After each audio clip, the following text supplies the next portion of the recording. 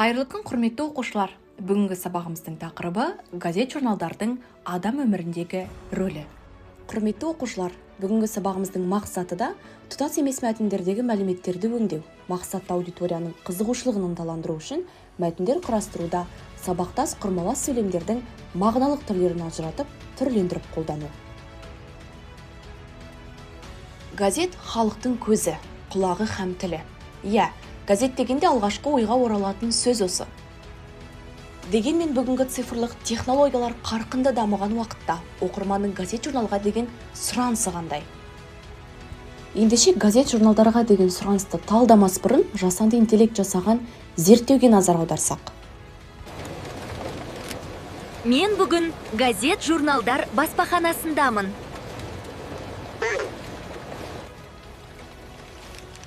Цифрлық технологияның дамуы ақпаратқа жол жеткізу тәсілін өзгертті. Халықтың көзі, құлағы, тілі ғана емес, рухани тірегіне сұраныс қандай?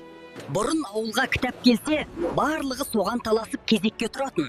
Газет журналдардың жаңа нөмірлерін асыға күтетін. Ал қазіргі жастарды ел ішіндегі жаңалықтар қызықтыра ма? Мен сауалнама жүргізіп көрдім. Сіз газет журнал оқисың ба?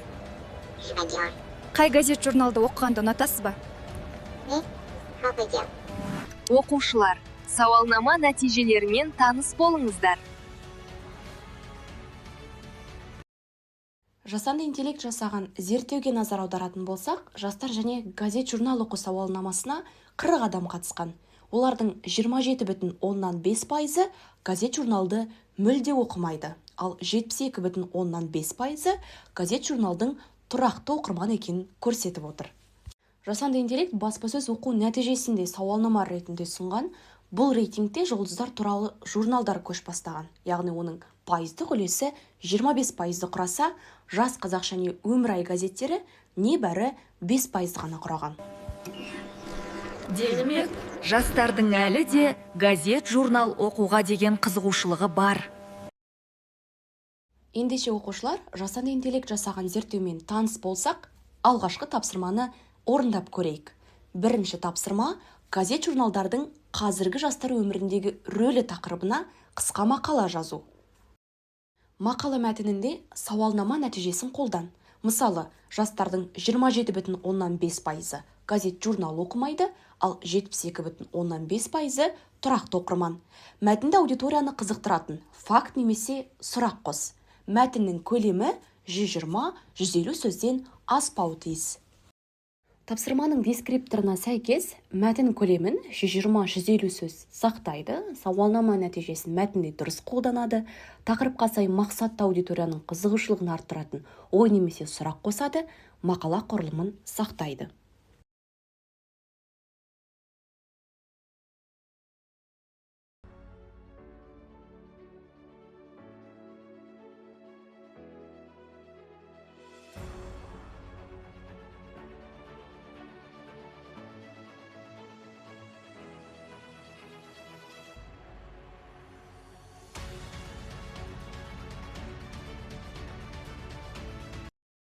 Құрметті оқушылар, енді біз себеп бағыныңқылы сабақтас құрмалас сөйлемді қарастырмақпыз.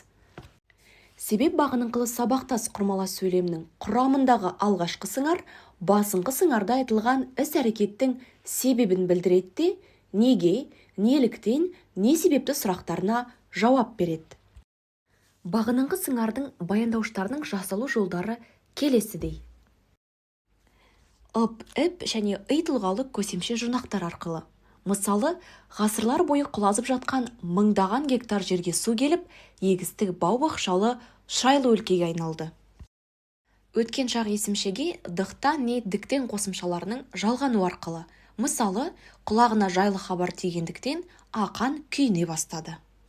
Бағыныңқы сыңардың баяндауыштың жасалу жолының тағы бір түрі нөлдік формалы есімшемен тәуелдік жалғауының үшінші жағындағы қимыл есіміне себепті сөзінің тіркесу арқылы. Мысалы, 3-4 күннен бері тапсырма жасалмаған себепті денеміз ауырлап қалыпты. Бұл мысал Жас Алаш газетінде жарық көрген мақалалардың бірінен алынған.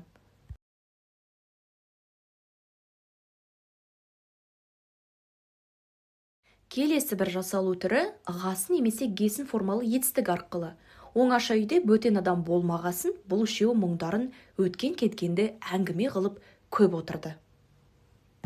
Құрметті оқушылар, себеп бағыныңқылы сабақтас құрмалас сөйлемнің жасалу жолымен таныс болсақ, тапсырмаға кезек берейік. Екінші тапсырмамыз мәтіндегі сөйлемдерді себеп бағыныңқылы сабақтас құрмалас сөйлемдерге түрлендір.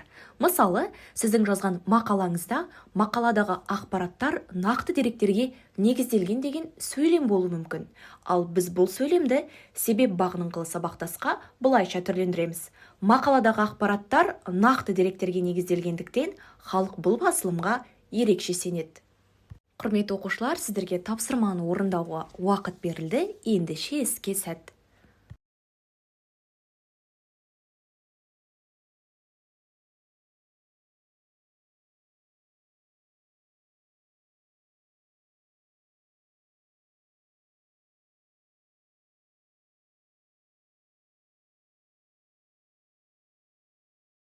Ендеше оқушылар тапсырмамыздың ықтимал жауаптарымен бөлісейік. Мысалы, газет беттерінде өзекті мәселелер жиі көтеріліп, оқырмандардың басылымдарға деген сенім артты. Бұл сөйлемде біздің көретініміз бағыныңқы сыңардың баяндаушы іп қосымшасы арқылы жасалған, яғни себеп бағыныңқылы сабақтас. Сонымен қатар сұрақ қоятын болсақ, нелікте, не болмаса, не себепті деген сұраққа жауап беріп тұрғандығын айқын байқаймыз. Келесі бір мысал, бұл басылымда сапалы фотосуреттер мен сараптамалар көп себепті, мен оны сүйіп оқимын. Яғни, бағыныңқы сыңардың баяндаушы нөлдік формалы сөзбен себепті сөздің тіркесу арқылы жасалғандығын айқын көреміз. Келесі бір мысалымыз, журнал бетінде қызықты сұхбаттар жиі шыққасын, оны дүкен сөрелерінен іздеп жүріп алатын болдық. Бұл сөйлемде бағыныңқы сыңардың баяндаушы қасын жұрнақ арқылы жасалған, сол себепті де себеп бағыныңқылы сабақтасты құрайды. Келесі тапсырма берілген ақпаратқа сәйкес жасанды интеллект көмегімен диаграмма немесе инфографика құрау. Ол үшін кестедегі мәліметтерді мұқият оқып, мәліметтерді диаграмма немесе инфографика түрінде көрсету қажет.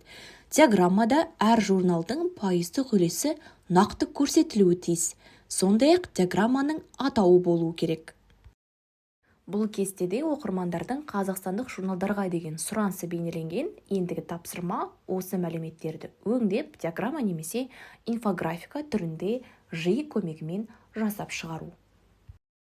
Құрметті оқушылар, үшінші тапсырма бойынша дескрипторлар берілген, яғни кестедегі мәліметтерді дұрыс пайдаланады, диаграмма немесе инфографиканың түрін дұрыс таңдайды, әр журналдың пайыздық үлесін нақты көрсетеді, диаграмма атауын дұрыс жазады, сондай-ақ жасанды интеллект құралын тиімді қолданады.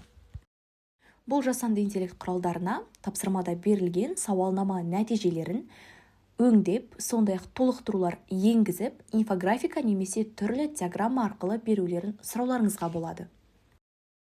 Құрметті оқушылар, сіздерге тапсырманы орындауға уақыт берілді, ендеше іске сәт.